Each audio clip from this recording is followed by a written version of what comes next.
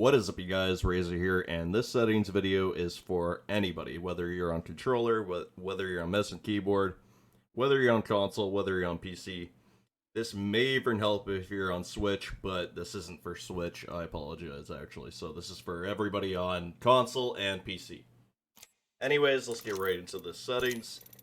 Gameplay, compact. If you know your settings, make sure you leave this on compact. It's going to make your screen look cleaner. Same thing with buttons. Turn those off. You guys are becoming pros now. You don't need these anymore. Please turn these off. Crosshair damage feedback. I actually went into depth about these two settings yesterday. I'm going to put the video on the top right if you want to learn more about these. But make sure you put it on stacking and off. Ping opacity. Make sure you set this to faded. What this does is basically you're still going to see all the pings and stuff, but instead of it being complete color, it's going to be a bit faded, so it's going to be about 70% transparency. So you'll never miss a ping, but it's not going to be in your way as much. Say if there's an enemy sometimes there's a ping and humongous R301 logo is right in front of your enemy. This is going to help for situations like that. Obituaries, make sure you turn that on. That's like your kill feed and stuff like that. Minimap rotation. If you're a Call of Duty player, make sure you turn that on. It's going to give you more of a Call of Duty feel. I've just had it off since I started playing Apex, and it's just, I'm used to that. Make sure you turn this on. I have some console commands put into my game, so every time I turn on Apex, I have to come back and reset my settings. It's really annoying, but anyways, make sure you turn that on. Auto sprint on. Whether you're on controller, mouse, and keyboard, I think you should be using this. It's just one less button you have to press, but there are advantages to auto sprint off too, so I can understand that as well. Double tap to sprint off. I just don't recommend that at all. I'm not a Valkyrie main, so I'm not gonna give advice on this. This is personal preference. If you're a Valkyrie main, please let me know down below which one's better.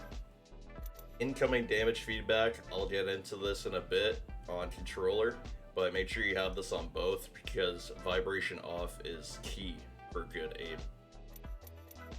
Taking damage closes death box, make sure you have this off because say there's a caustic trap next to a death box. If you try to go get a shield swap, one tick of caustic gas is going to take you out of that death box. So make sure you turn this off. You're just going to have to get used to pressing circle or whatever button it is that you use to get out of a death box right away. Hop-up, pop-up, this tells you what a hop-up does. Make sure you turn this off unless you're new to the game. This is obviously for streamers. This is the one that actually works though. If you're looking to actually use streamer mode, this one right here will not work at all. This is pointless. Make sure you turn this one on if you're looking to use a real streamer mode. This I actually turn off because I would assume it would be easier on your game if you disable this. This tells you your frames and stuff like that. And then my new favorite colorblind mode is, I'm not even gonna pretend like I know how to pronounce that. I used to use this one, Trinopia, but they really messed it up in this last update, so I just use this one now. I just really like the way, this one's really cool because when people are in your digi site, they're blue instead of red. And I don't know, I just really like that. Actually, I'm going to cover the audio quickly. It's really easy to cover. Leave that on 100. This is obviously preference.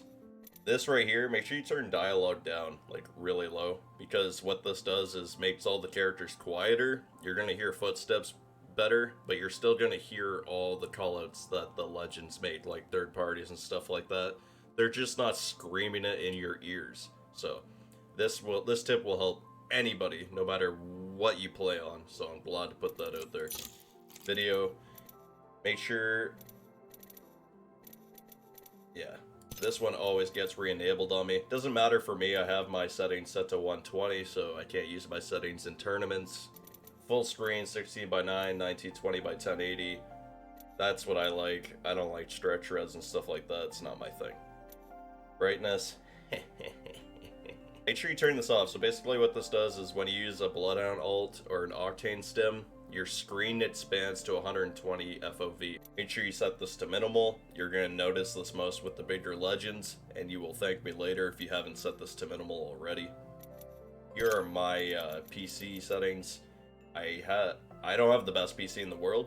It's just outdated. It was really good at one point, but these are the settings I use now.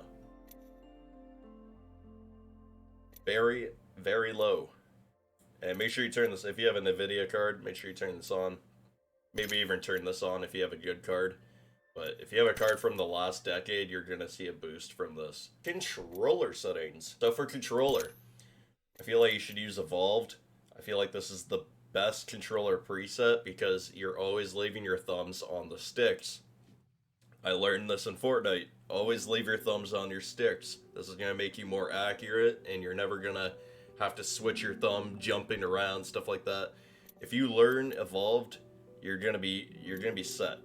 There's also a very similar setting. I believe it's Ninja default. This will allow you to reload on doors. It's hard to learn, but if you learn tap to use and hold to reload, you will be able to reload on doors on controller. Thank me later. I made a video on this like a year ago.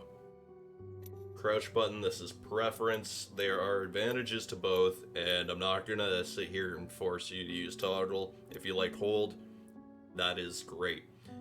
Hold, you'll notice with hold that your crouch spam is really, really nice compared to toggle, but the thing about that is you're not getting as much out of it. You go so much lower, so much easier, because it forces you all the way down in a crouch position, whereas hold, you can just let go, and you're only getting about 25% of the animation.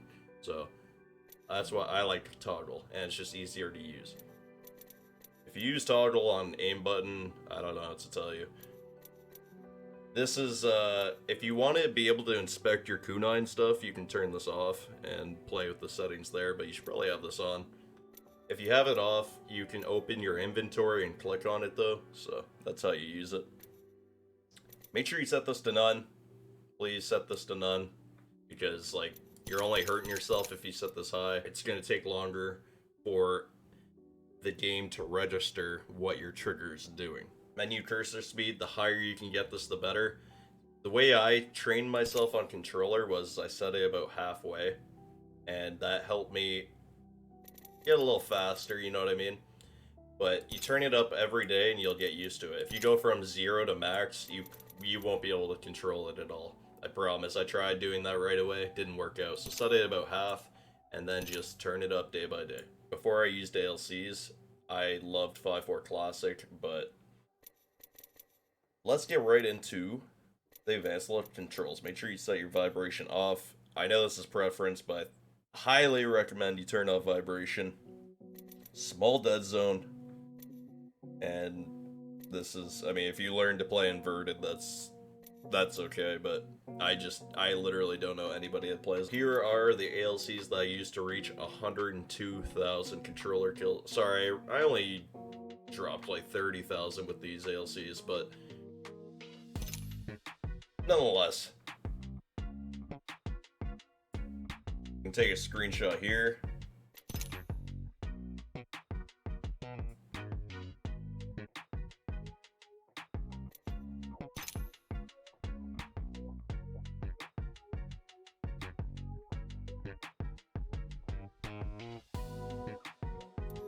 For mouse and keyboard, I use 800 DPI.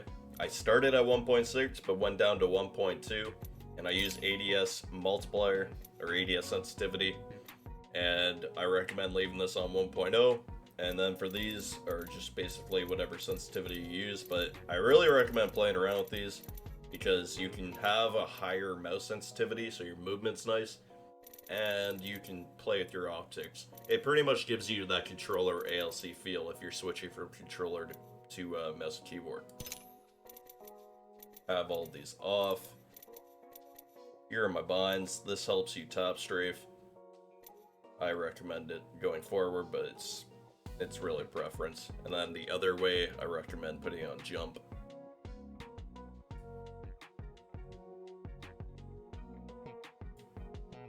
I'm actually weird because I use I don't use shift to jump or whatever. I don't use shift to slide. So if you're having issues with shift to slide, try out my settings, but honestly, you might be better off with the default settings, but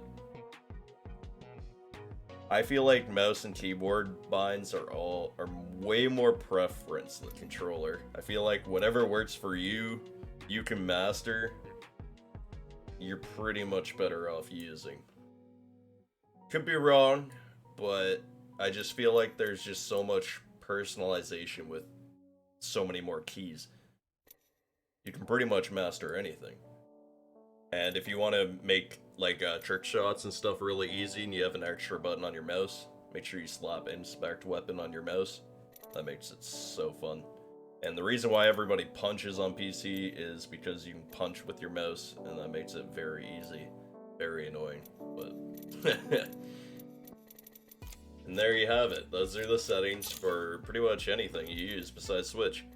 So, hope you guys enjoyed. If you did, make sure you leave a like down below. Let me know down below if it does help. Let me know down below what you would like to see next.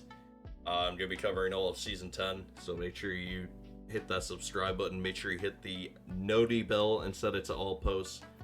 And I will be covering content non-stop. So, hope you guys enjoyed. I'm out, and I'll see you in the next video. Peace.